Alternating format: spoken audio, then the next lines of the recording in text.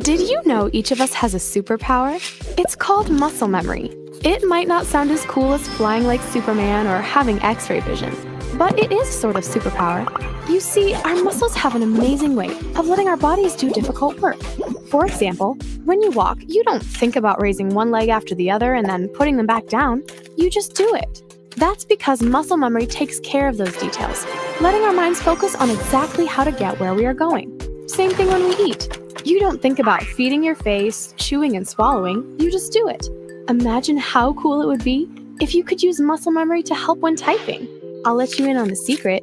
You can. Just like a basketball player trains his muscles to focus on his game, you can train your muscles to type without much thinking about it. This allows your mind to focus on other tasks, such as completing your homework on time. Like all new things, you'll make mistakes at first, but you'll get better. After a while, muscle memory kicks in, and there is no telling how high you can fly. Because if you look at your keyboard searching for each letter, you'll build the wrong muscle memory, and your typing will be really, really slow. So just let your hands do the typing, and let your mind focus on what it is supposed to be doing. Thinking. Not a bad superpower to have, wouldn't you say? The best news is, the more you practice, the easier it will get.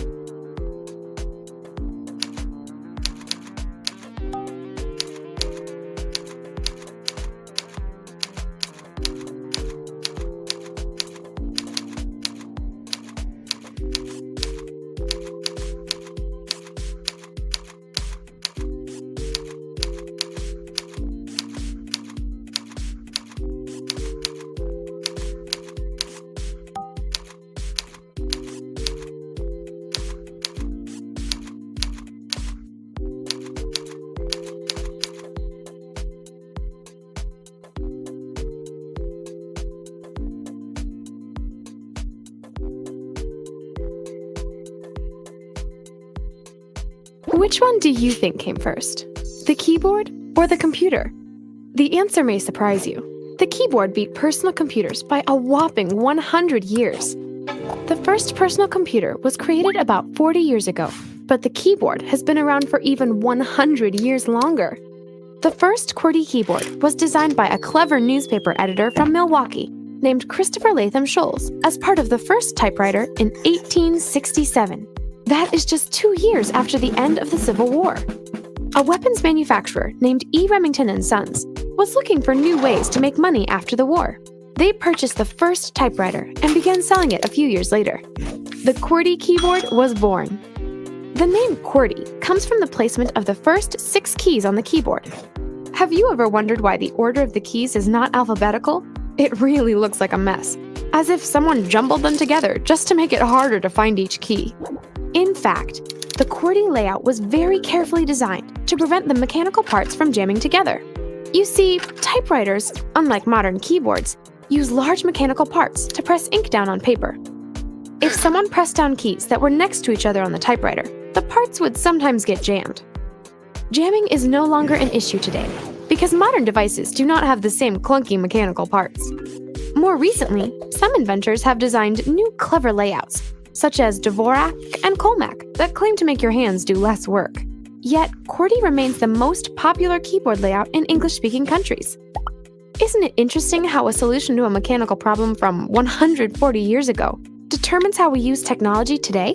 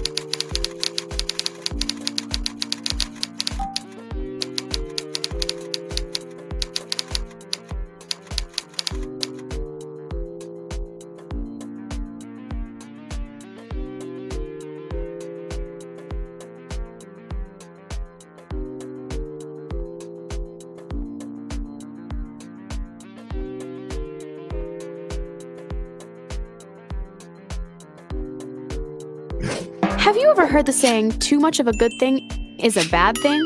Okay, let's take ice cream for example. We probably all agree it's great.